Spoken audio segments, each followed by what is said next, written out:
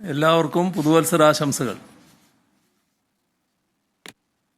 തദ്ദേശ സ്വയംഭരണ സ്ഥാപനങ്ങളിലേക്കുള്ള തെരഞ്ഞെടുപ്പ് കഴിഞ്ഞു. എല്ലാ തലങ്ങളിലും പുതിയ ഭരണസമിതികൾ സ്ഥാനമേറ്റ് കഴിഞ്ഞിരിക്കുകയാണ്.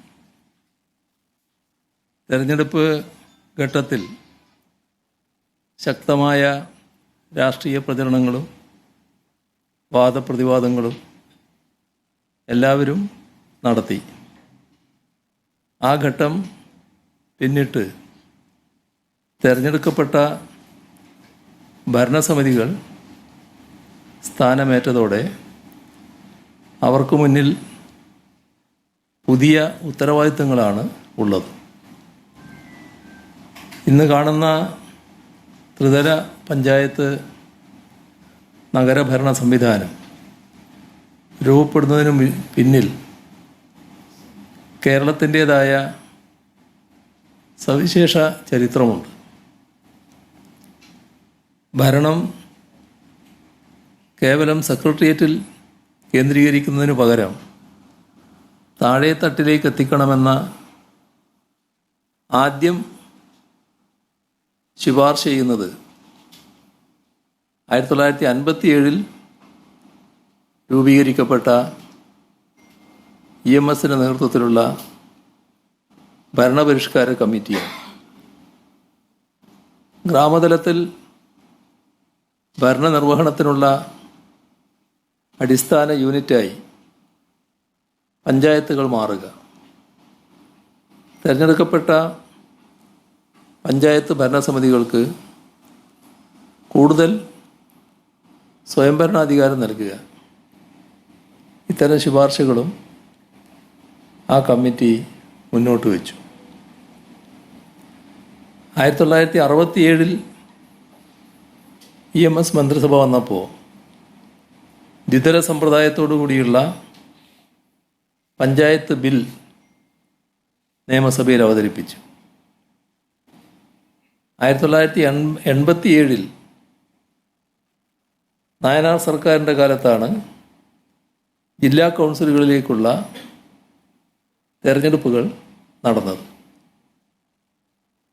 ത്രിതല പഞ്ചായത്ത് സംവിധാനവും ഇന്നത്തെ നിലയിലുള്ള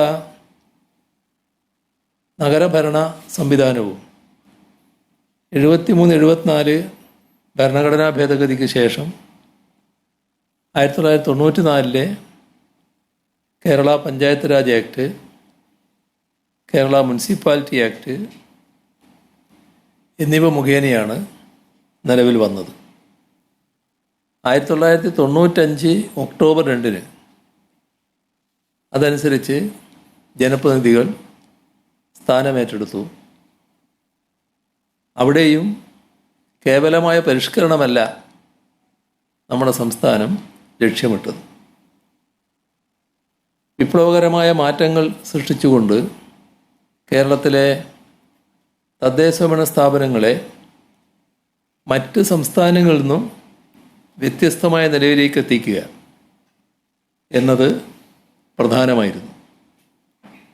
സാമ്പത്തികമായും സ്ഥാപനശേഷി കൊണ്ടും സ്വയംഭരണാധികാരം നൽകിയും ശാക്തീകരിച്ചുകൊണ്ടുള്ള ഒരു മാതൃകയാണ് നാം തേടിയത്. അതിനു പറ്റിയ ജനകീയാസൂത്രണം, ആ ജനകീയാസൂത്രണ പ്രസ്ഥാനം 1996 ആഗസ്റ്റ് 17 നിലവിൽ വന്നു. തുടർന്ന് സെൻ കമ്മിറ്റി രൂപീകൃതമായി.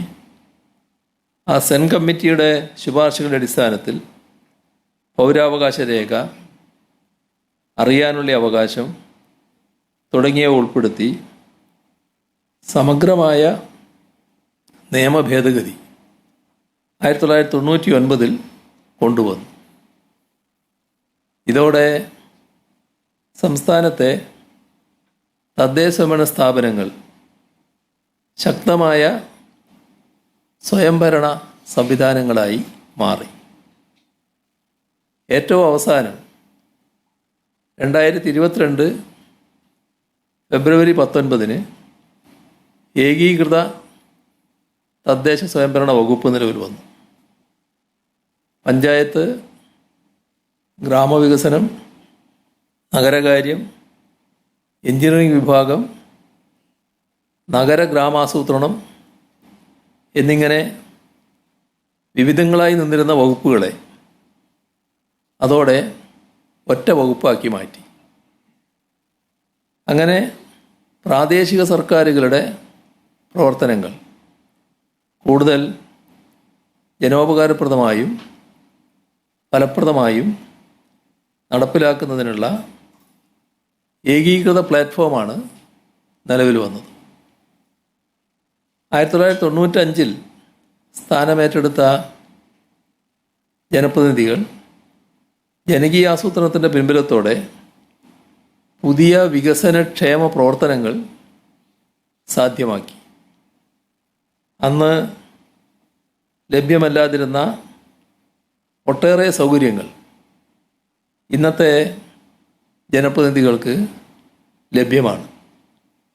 ഓരോ വർഷവും പദ്ധതി വിഹിതം വർദ്ധിപ്പിച്ച് നൽകുകയാണ്.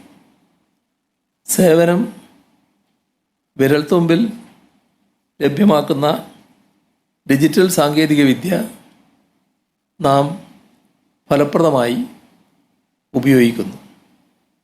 ശാസ്ത്രീയമായ സർവേയിലൂടെ കണ്ടെത്തിയ അതിദരിദ്രരെ ഓരോ ആവശ്യങ്ങളും നിർണയിച്ച് മൈക്രോ പ്ലാനുകൾ തയ്യാറാക്കി അതിദാരിദ്ര്യ നിർമ്മാർജ്ജനം സമയബന്ധിതമായി സാധ്യമാക്കാൻ നമുക്ക് കഴിഞ്ഞു.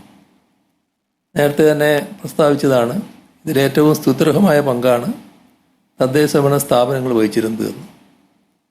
ഇത്തരമൊരു സാഹചര്യത്തിൽ പുതിയ ഭരണസമിതികളുടെ ചുമതല കൂടുതൽ വിപുലമാണ്.